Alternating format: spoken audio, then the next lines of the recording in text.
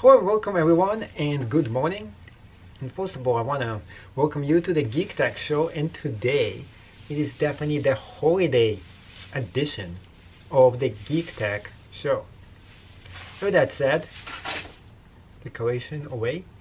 So today's special edition, the Geek Tech Show, we're going to be talking about how you should be getting ready to actually go ahead and sell things on eBay, because Black Friday is coming. It is the busiest and the best time of the year. So please stay tuned and listen up, because all the things I'm going to be talking about is going to be so important to your success with sales, with eBay, and with Black Friday, including if you're selling on e-commerce, Etsy, Fiverr, any other platforms. It doesn't really matter.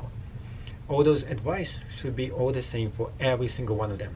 If you did enjoy this show, make sure you subscribe to it. It is free for you to join, and you'll hear a lot of great things in this channel, including entertainment, including interesting episodes, such as, well, you will see what I mean. Anyways, let's not take 1 second away from the most important part of this, and it is focusing on Black Friday. So by now you should actually already have all the inventory that you need in order to sell on Black Friday. And because the holiday season are coming up in less than a week, you should have already everything ready to be sold. Now, it's not too late yet to get extra inventory in case you need to. If you're going to be importing stuff from outside the country, such as from China, from Alibaba, this is going to take you way too long. So you can't actually wait for this stuff to come in. If you're doing drop shipping, you have to make sure all your sources are coming in within the country. Otherwise, it's just going to take way too long and people are not going to be happy. With that said, the most important thing about Black Friday and the whole season is for you to keep and have a lot of inventory up front and on you right now, because people want their stuff right away. The next thing is to have a huge amount of listings. How many listings do I have up right now? I have over probably around 500 listings with all my Etsy shops and all my eBay accounts and so on. I did say account, sorry about that. It's an account. But when you have an eBay shop, this is where you're going to have a bulk of your stuff listed up. And I'm upping and I'm getting all around to nearly 400 listings for this holiday season with the eBay store. Now, when it comes to Etsy, you have around 40 items that you can list for free if you do use the 40 free listings every single month and so on. Now, how much I have up is probably around 70 or 80 in one store. Another one I have around 60. Another one I have probably 30 to 40, which actually comes down to a huge amount of different inventory and listings all up. You want to have everything up that you can at this time of the year. You want to put all your inventory out. You don't want to hold anything back at this moment. Now, when it comes to prices right now, with Etsy, you can actually run specific sales. So I do suggest for you to run sales with Etsy. With eBay shop, you can do the same thing. I usually don't run actually sales with my eBay. I know you can do this, but it's going to be such a more pain with eBay to do the same exact thing, because with eBay you have to set the prices much higher. Then you have to go through every single listing. We're talking about like almost 400 listings, and you're going to up the price up. If you want to do it, you can do it the same way. You can up the price really high, and then you can go ahead and lower it down just for the holiday season and do like a % discount on everything. It's just going to take so much more time to do it on eBay. This is why I usually only do this on Etsy, because it's so easy for you with the interface and everything else. Now, why am I running Etsy and eBay simultaneously would be the next question. And the reason for that is quite simple. You want to have the same inventory sometimes that you're listing on Etsy to be listed on eBay as well, especially in vintage and antiques if you're selling those kind of items. Now, another thing you want to keep in mind is that not only you want to have the sale price to be low, you also want to have something that people are going to be drawn into your shop. That's also important. So if you have something like a hottest selling toy and you can get a hold of it, and you can just post it on sale and even auction it off just to get extra traffic coming in to your shop, even sending out social media links just to get more people to come in and visit you. It's going to get enough traction for eBay to go ahead and recommend your shop as well. A few other things that are very important is for you to also make sure that everything that you have listed has free shipping to it. Why is this important?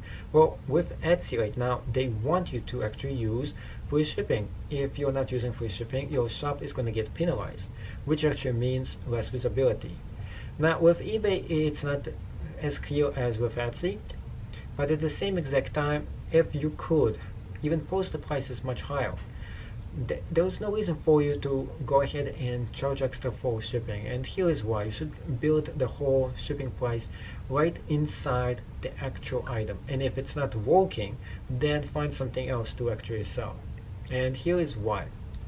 The reason for that is that eBay and Etsy, they penalize you every single time that you're selling something and you're adding shipping charges to it. In fact, it is an extra % that you're paying them just because you're adding a shipping charge to it. So it's much better for you not to have this whatsoever.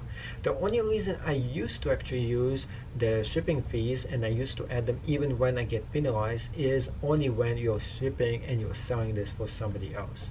So for example, if you're actually doing commission sales for someone, you want to actually state the actual shipping cost, and you want it to be actually a separate fee, because you don't want to go ahead and put free shipping and then subtract the shipping from the price. Well, you could do it, but generally the way I actually did it, I would work a shipping price that's fair for the buyer and whoever is buying this product, and I would put this as a separate charge for the items that I'm actually listing up. So I don't give them a % from the shipping fee that they get as commission for, the commission I get, but I don't give them the money for selling this amount. I would have to add a separate shipping fee to this actual item, and that's how I actually do it. Otherwise, you have to explain to them, and of course, a lot of times they would say no, or that's not the way I used to do, and it works very well for me.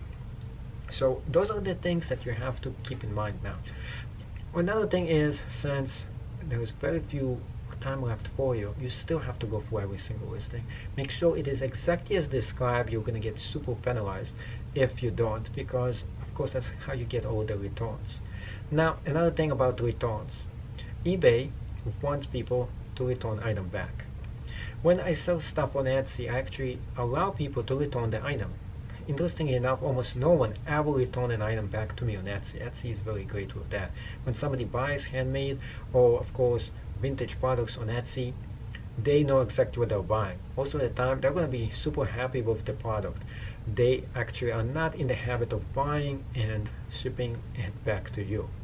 On the other hand, with eBay, this is a big thing that I have a big issue with usually, is that if you're doing free shipping and you're doing free returns, most likely the item eventually will come back right back to you. This is why I usually don't actually give the free returns and the free shipping at the same exact time, especially returning the item back. I don't want this to actually happen. I don't want somebody to buy the item, play around with it, break it, and then ship it back to me. I know that this is something that you have to really think about. Should you actually expose your business model to it? Some people, and I find that what they do to this is very simple. In the returns, they allow people to return the item back with one big statement right on the bottom of it. There is going to be a surcharge, like 20% or 15%, if you actually are going to ship the item back. Because eBay can actually force you to take the item back anyway, you might as well just go ahead and post something up over there. That does happen to me once in a while. When somebody buys something, they don't like it, they want to return it back to me. So usually I will let them return it back. Sometimes I would tell them, well, I will try to convince them to keep the item and not to return it, and of course for me to keep and pay them maybe a little partial refund instead. But you have to communicate with them. But that's actually something at all times you should try to avoid, because shipping the item back, if it costs you around 10 to 12 bucks to ship the item to its destination and they want to ship it back, they're going to bill your account and you're going to be out of like 25 bucks. And sometimes some people actually decide that it's so much better to just let them keep the item instead of shipping it back. And this did happen to me a few times. So how did it happen? Well, I thought something was huge and expensive, like a big printer. Something like this cost me around 50 or 60 bucks to ship it to them, only to come to them and they say, oh, it broke in the mail. Well, it actually did. Unfortunately, that specific item did get broken in the mail, but it was like minor damage that could have been actually fixed. But I decided there was no reason for me to get this whole item shipped back to inspector to see if they're a legitimate claim or not. Usually what I do is ask them, just take a few pictures, and then I try to examine and see if these guys are trying to rip me off, or most likely maybe the item did get damaged in the mail. So you can't get anything if it does get damaged and it is your own fault that you packed it not so well. And this brings me to the next thing, very important when you're shipping things during the holidays, is two basic newbie mistakes. Number one, it is poor packing. You don't pack the item well enough. And talking about packing, some people not only pack it bad, they also, when they pack the item, they go ahead and do a lot of amateur mistakes, which is use like toilet paper to pack it. It doesn't look attractive, or somehow just pack it in such a way that when somebody gets the item, they already get put off just by the packing itself. They're not even excited to open it up and see the item inside. Don't ever do this. Don't go ahead and get very bad packing materials that's going to look really cheap with the item that you're actually shipping. Yes, you should reuse boxes, but at the same exact time, don't use newspapers to actually pack the item up instead of using something like foam, or use actually the bubble pack, which is the best way for you to ship items. And the second amateur mistake, which a lot of newbies actually make, is that they don't actually know what they're actually doing. Which is, yes, if you're a newbie, you don't know what you're doing, but you're making the mistake when you're going to be shipping the item to your client. And what is the biggest newbie thing? I mean, try to guess it. What is the biggest newbie thing that a lot of newbies actually do when they try to ship the item during the holiday season? Do you have one? Well, I'll tell you what it is. When you have so many packages that are being shipped right away, a lot of newbies just go ahead and work very hard just to get those packages out as fast as you can. Now, if you're doing it in the middle of the night or doing it super late, you're gonna sometimes accidentally make a mistake and maybe pack the wrong package and ship it to the wrong person. This is amateur thinking, and it happens to even the best of us, such as myself. It happened to me before. Well, I shipped one person one package and another one I shipped a different package. So what did I do? Contact both of those people at the same exact time and told them to ship this to each other. And yes, they actually did it, and they got their package that they wanted to. But this is a big amateur mistake that can happen to you. Another one is double packing. And what I'm talking about, double packaging actually. Well, you actually accidentally ship the same exact item to the same person actually twice. So instead of getting one thing that they should be getting, they're getting double their package. So if you're shipping the same exact thing over and over again and you think they didn't get it, or with Etsy, it's easy for you to have the menu right up there and you accidentally click on print label once again, you're actually going to ship them two of the same exact packages and you'll be short of one of them just because you did that. So you have to be super careful when you ship items to your clients. With that said, I hope this clarifies a few things about the holidays, gives you some tips, and of course make sure to subscribe to the Geek Tech Show for more awesome tips and other cool videos about how to make money online, cool reviews, entertainment, and everything else in between. Thank you, and see you in the next show.